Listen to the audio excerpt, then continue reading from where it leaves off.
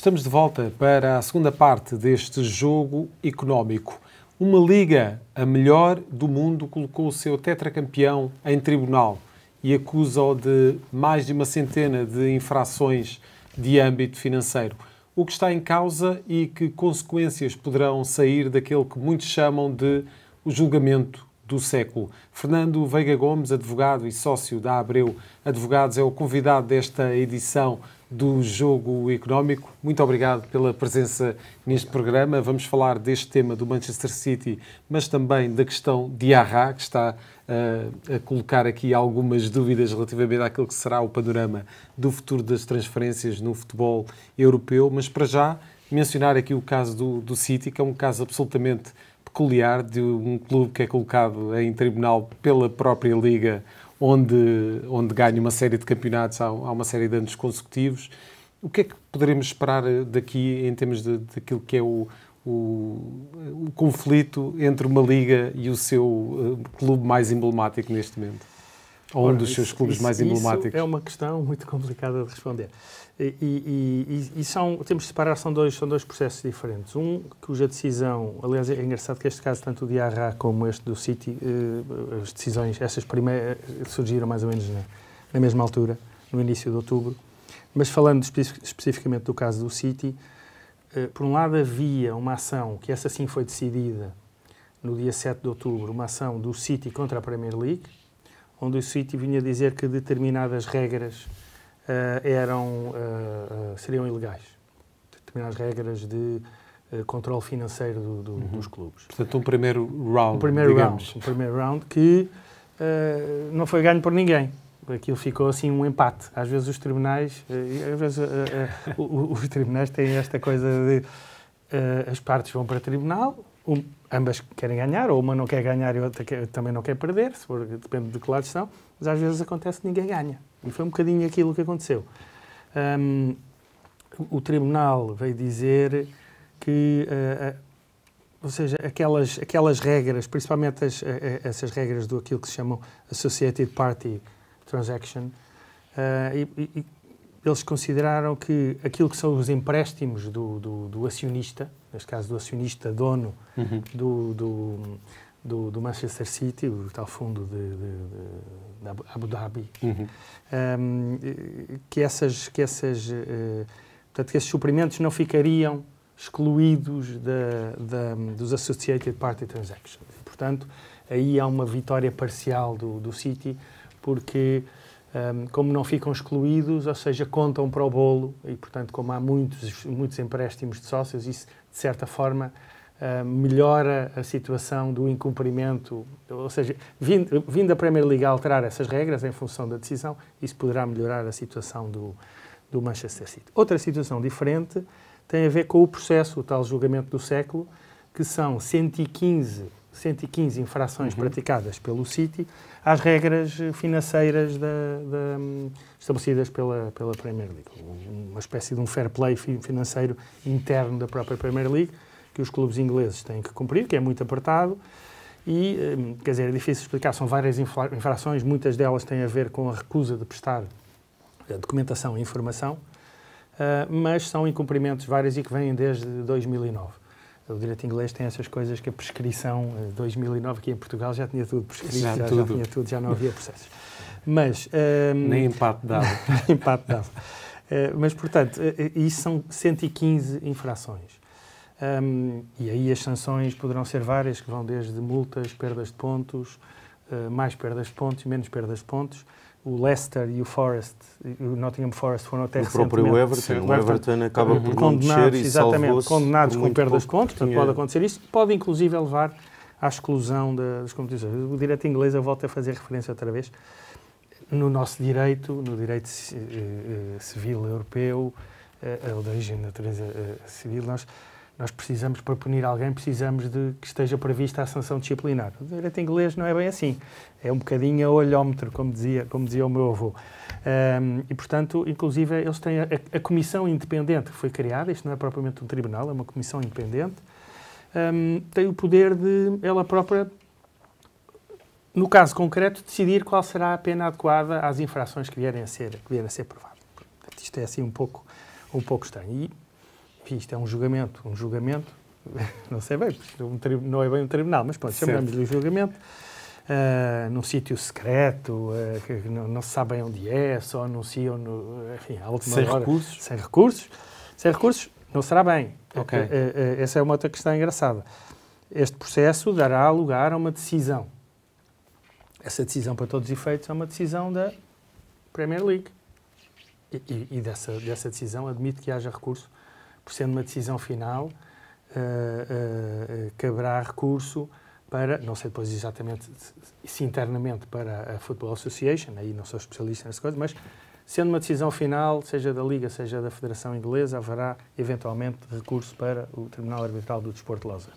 E aí veremos. Essa decisão terá sempre recurso. E já há 2 anos atrás, em 2020, salvo erro, há 4 anos atrás, o City também foi penalizado pela UEFA com a proibição de participar na Liga dos Campeões e recorreu para o Tribunal Arbitral do Desporto de Lausanne e ganhou o recurso e pôde participar. Portanto, isto ainda demorará algum tempo, se bem que aqui esta comissão é mais ou menos, eles esperam que haja uma decisão lá para entre março e junho, portanto coincidirá com o fim da época desportiva. Vamos ver. Agora, não sei exatamente qual é que será a consequência, mas, enfim, aguardar com interesse.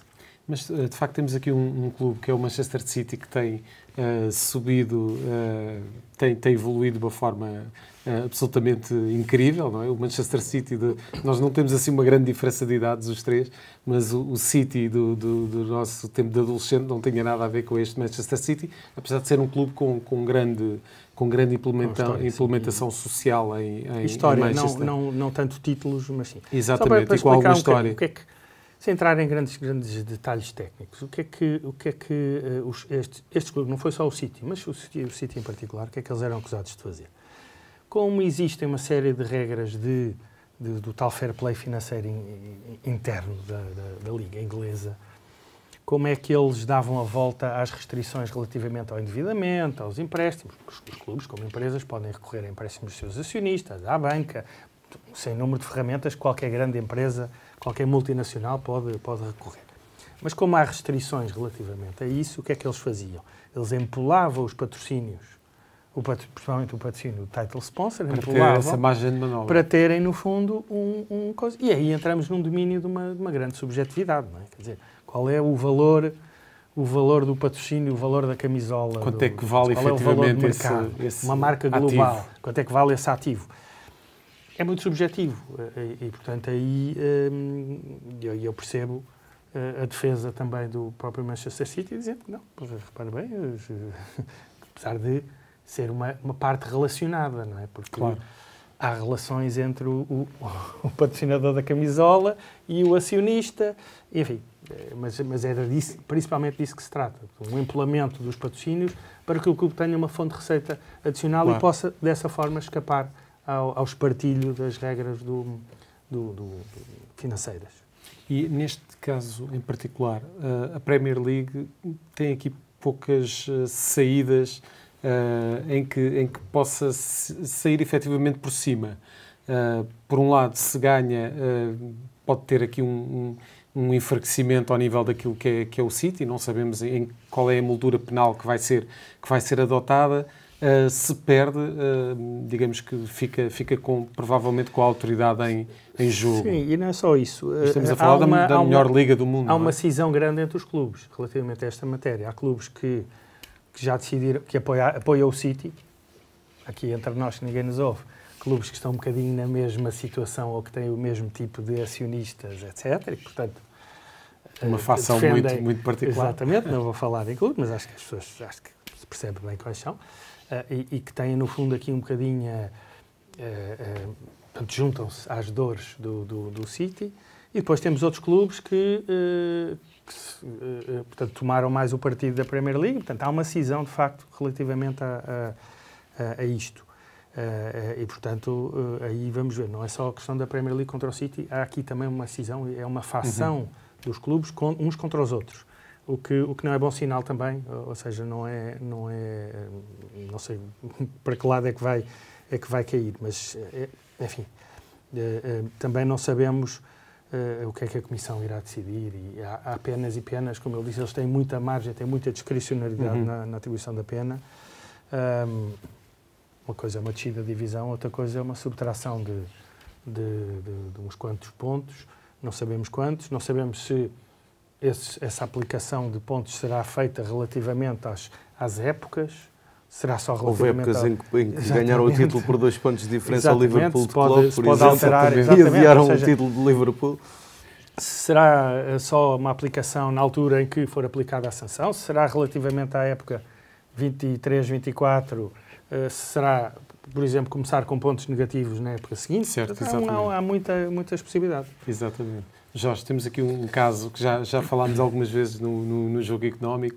Este Manchester City, muitas vezes, parece quase um gato com 7 vidas. Quando se percebe que está ali à beira do precipício, as coisas nunca acontecem. Qual é que poderá ser o desfecho na tua opinião? É impossível de prever. É como um jogo da Premier League, no fundo, não é? Antes de mais, agradecer a disponibilidade do Fernando para estar connosco e cumprimentá-lo. Acho que 2 pontos prévios que me parecem importantes. Nós já muitas vezes trazemos aqui este tipo de temas relativamente ao fair play financeiro da UEFA e eu muitas vezes tenho sido crítico relativamente à falta de fiscalização da UEFA e da FIFA no que ao fair play financeiro diz respeito. Porque aquilo que é prática do City, e quando falamos de clubes detidos por países ou por Estados, e normalmente Estados que não são Estados democráticos,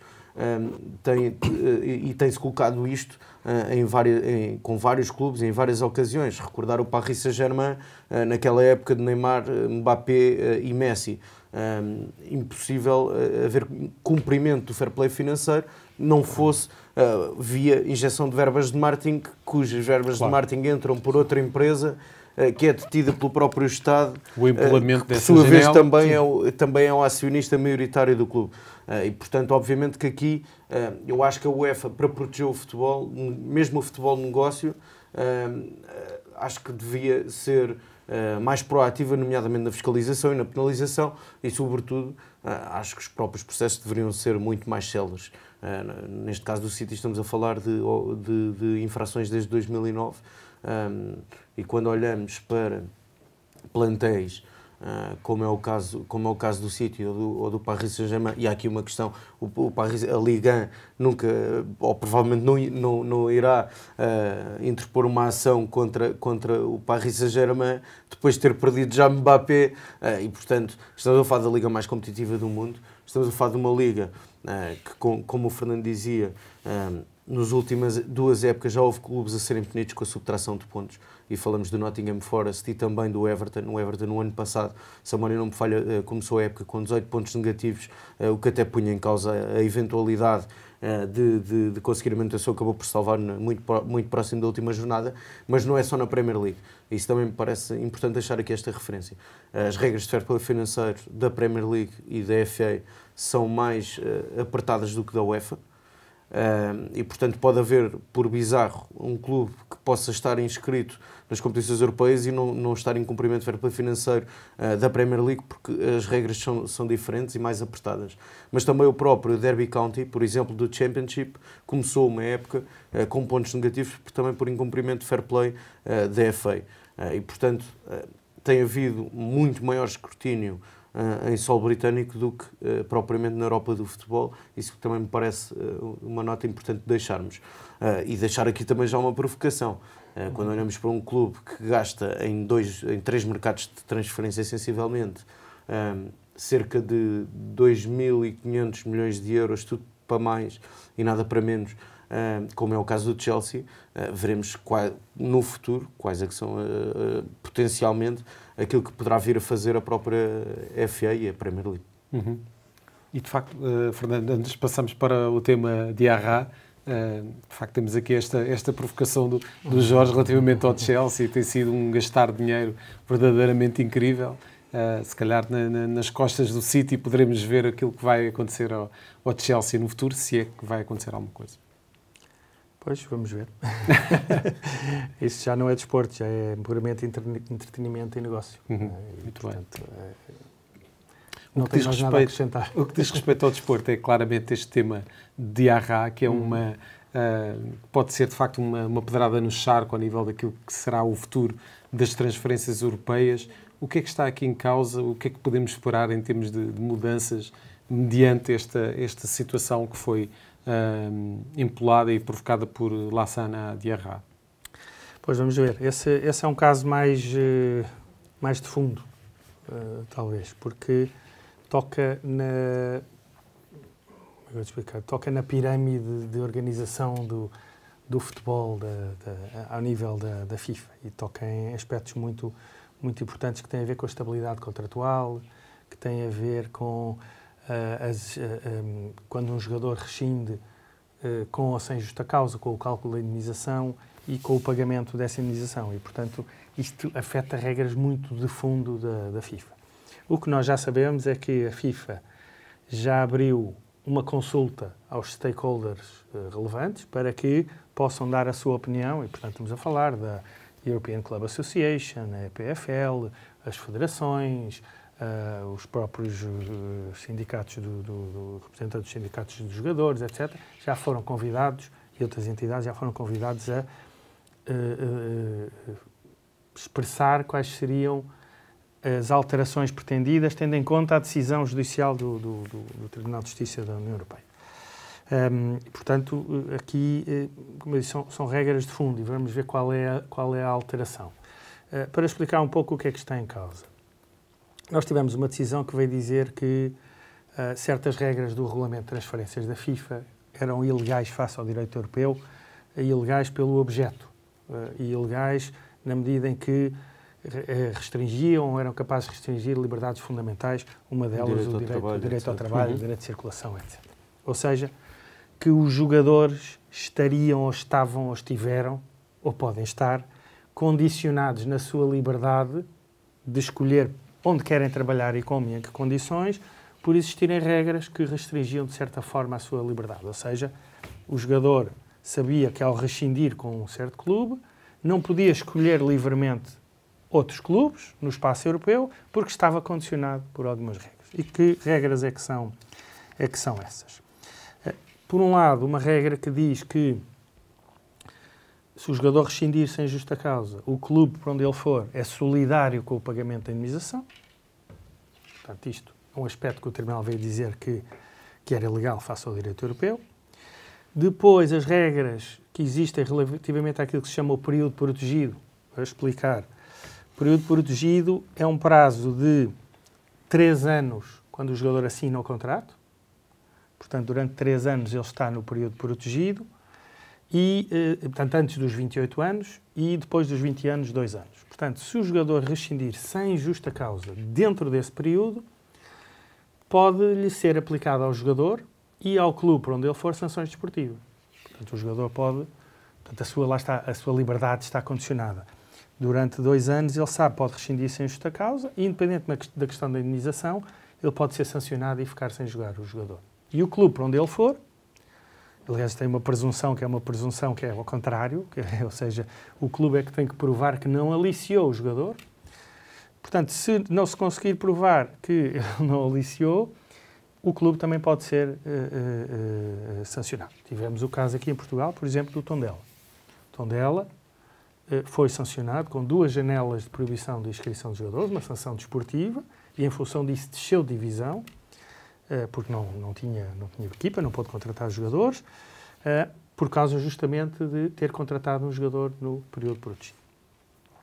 E, portanto, isso foi outro aspecto que o Tribunal da União Europeia disse que era contrário às regras do direito europeu. O terceiro aspecto tem a ver com, no caso dessas rescisões sem justa causa, a Federação a Federação dos Jogadores não poder emitir o certificado internacional para que ele se possa transferir para a federação do novo clube que ele quer jogar. Portanto, isto tudo junto. O Tribunal de Justiça da União Europeia veio dizer que estas regras são restrições às liberdades dos trabalhadores e, portanto, não são admissíveis, são ilegais face ao direito europeu. Agora, o que é que poderá acontecer? Isso é outra parte. O que é que poderá acontecer aqui? Bem, não sabemos bem. Como eu disse, a FIFA já está a procurar evitar que haja problemas, chamando os stakeholders, e, portanto, é provável que num próximo congresso da FIFA que haja alterações à regulamentação. E, portanto, quando a Comissão Europeia vier ter com a FIFA e disser, então, relativamente àquela decisão do Tribunal, porque a decisão do Tribunal é relativamente àquele caso que foi levantado na Bélgica, a FIFA provavelmente vai dizer, não, em relação a isso já alteramos, já está votado, já passou, e, portanto, também para, no fundo, evitar que possa existir alguém que venha reclamar danos por causa daquela... Isso pode sempre acontecer, certo. Mas o facto da FIFA dizer, não, nós respeitamos a decisão do Tribunal, tínhamos certas regras, o Tribunal de Justiça da União Europeia disse que as mesmas eram ilegais e nós alteramos, e está feita a alteração e, portanto, a decisão, quer dizer, a regulamentação vale para o futuro e, portanto, o que está. Foi. E, portanto, é dessa forma que eles vão procurar dar a volta ao problema. Jorge, de facto, já conversámos sobre este tema referente a Diarra. É de esperar grandes mudanças relativamente àquilo que é o panorama das transferências a nível mundial? Não sendo eu jurista, mas acompanhando o comportamento da FIFA, parece-me o mais plausível de acontecer é que a própria FIFA, a posteriori, vai alterar os regulamentos para não ter que depois se gerar jurisprudência dos casos que estão para trás. Neste caso, como já temos vindo aqui a referir, estamos a falar de um clube e de um atleta ao qual, segundo o que tem vindo a sair na imprensa, unilateralmente o clube efetua um corte de 50% do vencimento do jogador. O jogador, alegando precisamente essa prática, acabou por rescindir unilateralmente o seu contrato. Uma terceira parte, que era o clube para onde tinha a intenção de ir jogar, o Charleroi, e com o qual o jogador tinha chegado a acordo, acabou por ter receio de ter que, posteriormente, ser chamado a pagar a cláusula de rescisão que tinha com o outro clube e, portanto, acabou por não se operar essa transferência e, no fundo, o jogador entende que foi penalizada a sua carreira desportiva por via desse impedimento legal de poder prosseguir a sua carreira, neste caso até noutra liga e noutro clube e noutro contexto competitivo. Ao que tem vindo a ser noticiado, podemos estar aqui, provavelmente, perante uma alteração do paradigma dos contratos entre os jogadores e clubes. Até já se fala de uma possível eliminação das cláusulas de rescisão, dando até o exemplo que estávamos aqui a falar há pouco, a Premier League não tem cláusulas de rescisão. Há outros países onde... Em França, normalmente os países... Há países onde até é obrigatório ter cláusula de rescisão. Os países importadores não querem ter cláusulas de rescisão, não é? Portanto, há essa questão. Mas só para explicar uma coisa. É óbvio que a FIFA vai alterar a regulamentação para se, no fundo, colocarem numa posição de mais conforto. Mas isso não quer dizer que não possa existir quem, no passado, se tenha se sentido prejudicado por aquelas regras e possa vir recorrer à Justiça e pedir uma indemnização à FIFA ou às federações. Isso pode acontecer.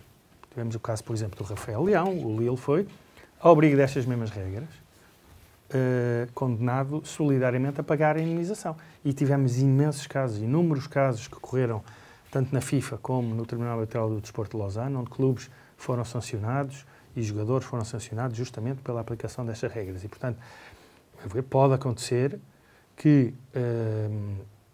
os prejudicados, sejam clubes, sejam jogadores, possam individualmente ou juntos reclamar indemnizações à FIFA, à UEFA e às federações nacionais. Isso pode acontecer. É um tema para acompanhar. Continuar a acompanhar. Vamos ver. Por outro lado, é fascinante e justamente esta ligação muito interessante entre o direito europeu e o desporto. E termino com isto.